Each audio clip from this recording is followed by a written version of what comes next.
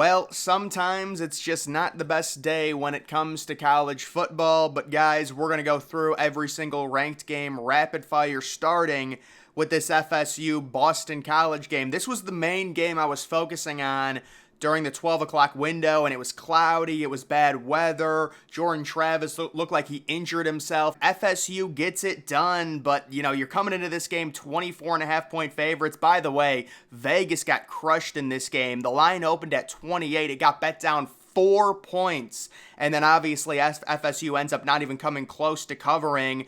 Boston College, they had a potential upset chance here. They really did. You're facing a team who was sleepwalking. You have 18 penalties. If you are Boston College, there's just no way you're going to be able to upset anyone with 18 penalties is remarkable. It's a shame because their quarterback, Castellanos, is a really fun player, but either way, Florida State ends up winning that one. Next, we've got Penn State at Illinois. Here's a big noon special. 30-13. The game took 4 hours.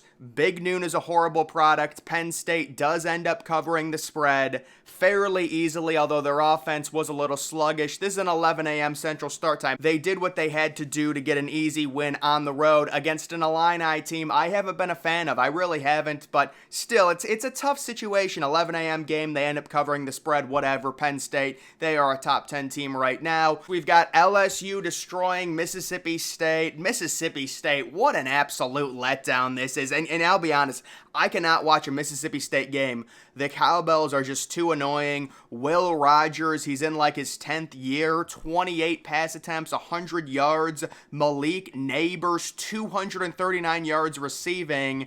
And LSU, everyone's going to be talking about LSU. They're this great team. Guys, let's calm it down on LSU. I saw Brian Kelly and this LSU offense go for it on 4th and 7 from like the 30-yard line in the first quarter. What is that? That's just crappy offense. You don't go for it on 4th and 7. This isn't Madden. It's just annoying to see stuff like that. This college football is such a great game. We don't need to be disrespecting it by going for it on 4th and 7. And yes, this LSU team, to me, they're a fringe top 25 team. I want to respect them. I do. They're a fringe top 25 team.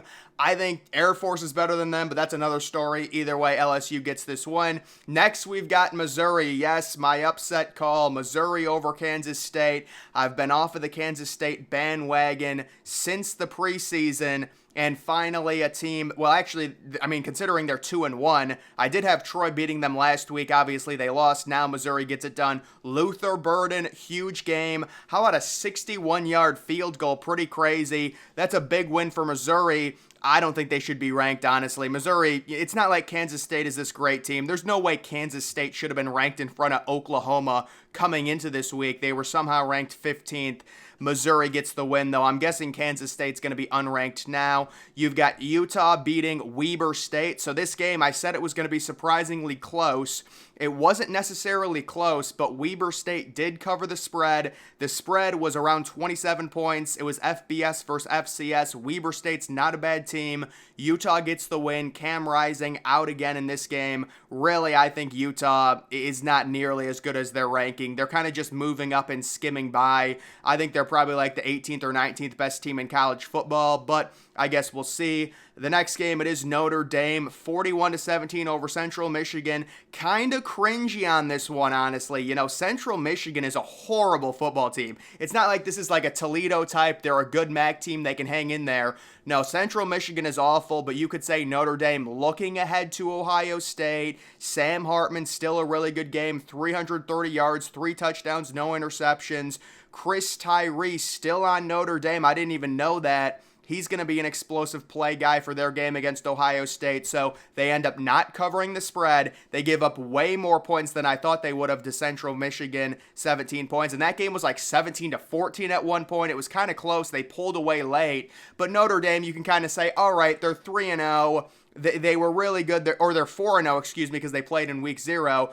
They covered the spread in their first 3 weeks. It's all right. They've got the big game at home against Ohio State next week. Georgia was in a battle with South Carolina, and I said, listen, I think Georgia's going to win this game 28-25. It was almost that score exactly. South Carolina jumps up 14-3. And guys, remember, this is a bad South Carolina team. South Carolina week 1 lost to North Carolina easily. I think South Carolina's probably a 5-7, 4-8 team this year. It just goes to show you that Carson Beck, a.k.a. the Nutcracker, because he looks like one of those Christmas nutcrackers when he's got his helmet on. This dude is not leading Georgia anywhere. Georgia fans have come out and told me, they say, look, we just want to go 7-5, 8-4. We know we suck. We know we're not as good as Ohio State and Michigan. We just want to have a fighting chance. We want to make the Outback Bowl. Maybe that's our goal with Carson Beck, because we know Carson Beck sucks. And there you can see they end up barely beating South Carolina. So this Georgia team being ranked number 1 overall, it's a charade and it needs to stop. I would put Georgia right now maybe 10th or 11th as a courtesy, because I want to be nice to them. I'll be nice to them. I'll say 10th or 11th or somewhere around there. They barely beat South Carolina. Again, this South Carolina team, I'm not overreacting. I think South Carolina might be 2-10 this year. I mean, they're horrible. And they were losing 14-3 at halftime. And you give Georgia credit for coming back, battling adversity, but that's not a good result there. Oregon State beats San Diego State, and I said, listen, I think the -23 or whatever this spread was too much. San Diego State's going to play good defense, and DJ Uiagalelei, it's a rough game. I mean, under 50% completion percentage, 14-30, 2 interceptions. But you do have to say, Oregon State, they've won 7 games in a row dating back to last year. You've got to respect it. And I also love this score, 26-9. What a rare score that is. But Oregon State, they're a top 15 team in the country. They've got a huge game next weekend. And aren't they facing, Washington State? That's going to be a game I think they beat Washington State. But either way, they end up winning this game. Again, guys, San Diego State, I've said this multiple weeks now, they're terrible this year. People think, San Diego State's decent. Not this year. This year, according to analytics, they are really bad. Next, we have Oklahoma beating Tulsa 66-17. Dylan Gabriel might be the best player in college football right now. Dylan Gabriel. I mean, 28 of 31, 421, 5 touchdowns, 1 interception. This Oklahoma team's a top 10 team in college football, folks. I don't know how they're ranked 19. It's shocking people keep putting them that low. Tulsa, Oklahoma came into this game 25-point favorites or whatever. They easily cover the spread. They almost drop a 70 burger there. You've got North Carolina beating Minnesota. I mean, Minnesota, man, some of these Big Ten teams, the quarterback play is just brutal. It's really hard to watch. Drake May ends up going for 414. Kind of a weird day, though. 2 touchdowns, 2 interceptions. Wow, look at that receiver, McCollum. 15 catches for 165. That's a sweet possession receiver right there. But Notre Dame easily covers the 6.5-point spread. Minnesota, kind of a letdown. They just have no offense. Like, legitimately, they have no offense. Next, we do have Duke handling business against Northwestern. So Northwestern had a good game last week, winning their game against UTEP. They come back. Riley Leonard, the dual threat, doesn't throw for any touchdowns, but also doesn't have any interceptions, and then he does run for 2 touchdowns. Also, that Duke receiver, Calhoun, is very underrated. He's a good receiver, and Duke wins this game, and they cover the spread, which was originally 20 points. It got bet down to 18 points. Duke still covers easily, 38-14 over a bad Northwestern team. You've got Iowa beating Western Michigan, so this game was kind of weird. Western Michigan was up 7-0. They went into a weather delay, and Iowa ends up winning easily. But my goodness, guys, Iowa's offense, it's still an issue. I mean, the running back, Williams, really good game. But Cade McNamara, you're 9 of 19 for 100 yards and 2 touchdowns, 2 interceptions against a MAC school. The Iowa offense is still a big problem. I would say at this point, Iowa, they're a fringe top 25 team. They're correctly ranked at number 25 at this point. Next, we've got Alabama, and this one's a doozy. This is a doozy. Bama wins 17-3. This game went into a weather delay. I think the weather delay kind of saved Alabama at least a little bit, considering it was a torrential downpour, and the downpour is always going to favor the less talented team. But 3-3 at halftime. It's like they had 2 different halftimes because of the hour-long weather delay in the middle of the second quarter. Bama ends up winning, and guys, I have to say, I just don't understand what is going on with the Alabama quarterback situation. I guess Jalen Milroe must have had the worst practice week in history. There is no way that Ty Simpson or Buckner give Alabama more offensive upside than Jalen Milroe. There's no way. So he must have really been in the doghouse. They put out Tyler Buckner, the transfer from Notre Dame. He looked terrible. Then they put in Ty Simpson. I guess late he played okay, but he took like 7 sacks. He's completely immobile. Man, Alabama, if they want to beat Ole Miss next week, they're going to have to start Jalen Milroe, in my opinion. I mean, I'm not watching practice, but I also like Alabama's running back, Rondale Williams. He looked really good. He's kind of like one of their new running backs. And then South Florida, good for South Florida. They had a linebacker who had like 4 sacks. Alabama's offensive line is young and slow and inexperienced, and certainly there's a lot of panic. They're going to fall down the ranks even more, probably to like number 13 or 14 after barely beating, to be honest, a horrible South Florida team. Now, South Florida, you give them credit for playing well, but certainly, also the other thing, South Florida, how many times are they going to get stopped on 3rd and short and 4th and short? I mean, it was pretty crazy to watch Alabama just bully them when it was Alabama's D-line versus South Florida's offensive line. It was crazy. But either way, I mean, you have to give them credit. Look at the quarterback. 14 of 28 for 87 yards. No, but I mean, they hung in there. They did hang in there. And then next we do have Ohio State dropping a 60-burger on Western Kentucky. So Ohio State getting ready for Notre Dame. We got the look-ahead spread. It was Ohio State minus 1.5. After these game results, I think that spread's going to jump to Ohio State minus 3.5. That's just my prediction. Kyle McCord, I think he's developing into kind of a game manager type. Certainly Ohio State doesn't have the quarterback talent that they've had in the past, but Kyle McCord, you know, he's a decent quarterback as long as he doesn't turn the ball over. Trevion Henderson looking really quick and fast. He could have a big play against Notre Dame. And then Marvin Harrison Jr., the superstar receiver. But the real emergence for Ohio State, and I was kind of annoyed with Western Kentucky. I really thought Western Kentucky was going to play to their strengths, play up tempo. They didn't do that at all. They slowed the game down. They tried to do what other teams did against Ohio State, and it ended up not working at all.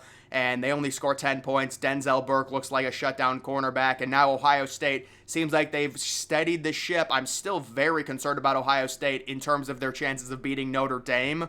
But certainly that's a good win, easily covering the spread, dropping 60 points.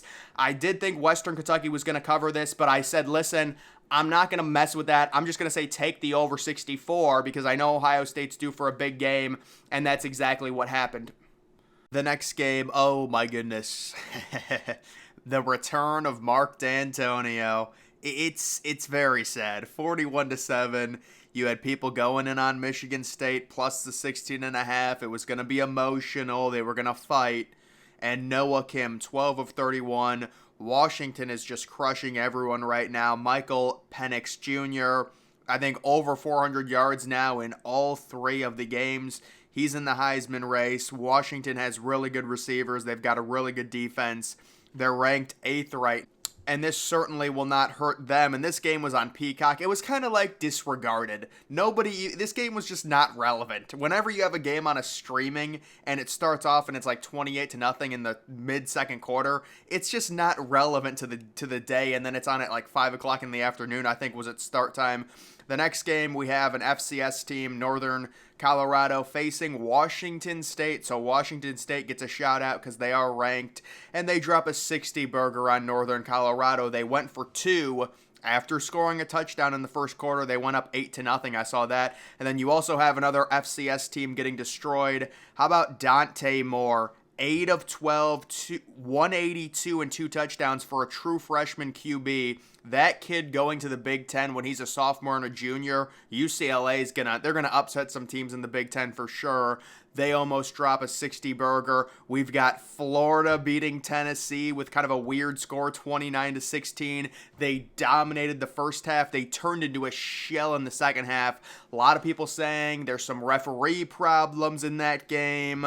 You know, definitely in favor of Florida, but it really wouldn't have made a difference. Tennessee, when are they going to start Nico Lamanleva? They really need to get going on that. Joe Milton's just simply not the answer. You've got the 5-star true freshman. Bring him in. And really, Tennessee, the season is still salvageable considering you are in the SEC East. It's extremely weak this year. Even George is not very good, but you do need to get the true freshman some playing time, get him ready for next year, and then you'll have 2 full seasons of him starting. I mean, I'll be honest, I did call this. I'm not going to take a victory lap, however. You guys know me better than that. I would never do that. That's ridiculous. But yeah, last Monday I said, listen, this is another upset. So that's 2 upsets now I've called. And I had the Georgia game correct. It's been a great day for me in terms of that. So, guys, and then we do have Michigan.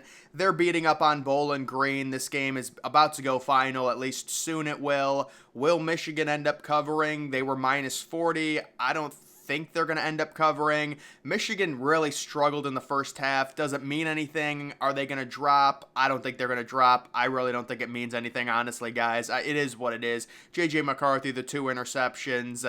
You know, it's just a demotivated game. I don't know why you're playing a 7:30 game against Bowling Green, a primetime game. Then you've got Ole Miss right now beating Georgia Tech. That's very important. And I said, listen, Ole Miss is sitting minus 20. I think they were minus 20 when it opened, and I was like, that's way too much. This Georgia Tech team is good, and you see the result. It's 27-17. There's no way Ole Miss covers this. It is crazy. And then, guys, I think, listen, if you don't know what's going on right now, I think I can say it and be very in the clear. I mean, Texas, their season is over. They had their 1 week. They're struggling against Wyoming. They're probably going to lose to Wyoming. Wyoming's looking to tie it up on a field goal. But yeah, if Wyoming wins this game, they're probably going to catapult into the top 15, I would say. And Texas is done. Again, they had their time. It's over. It's enough of Texas. They need to move out of the top 25. And then you do have Oregon once again running up the score. No surprise, they're on Hawaii, 47-3 right now, late in the third quarter. And then the Colorado State-Colorado game. It would be hilarious if Colorado State somehow won. But, you know, with Colorado being 23-point favorites, I think Colorado State, they were terrible last year. They're a little bit better this year, give them credit. But right now, oh my God, folks, this was the whole thing. Colorado State had a bye week 2. I mean, what are we doing with college football? They played 1 game, then they had a bye week, and now they play like 11 straight games? It's a joke. How's it even a bye week? How is it a bye week? How do you have a bye week 2? But guys, that is going to do it for this video. Make sure you're following me on X. Link to that's always in the description.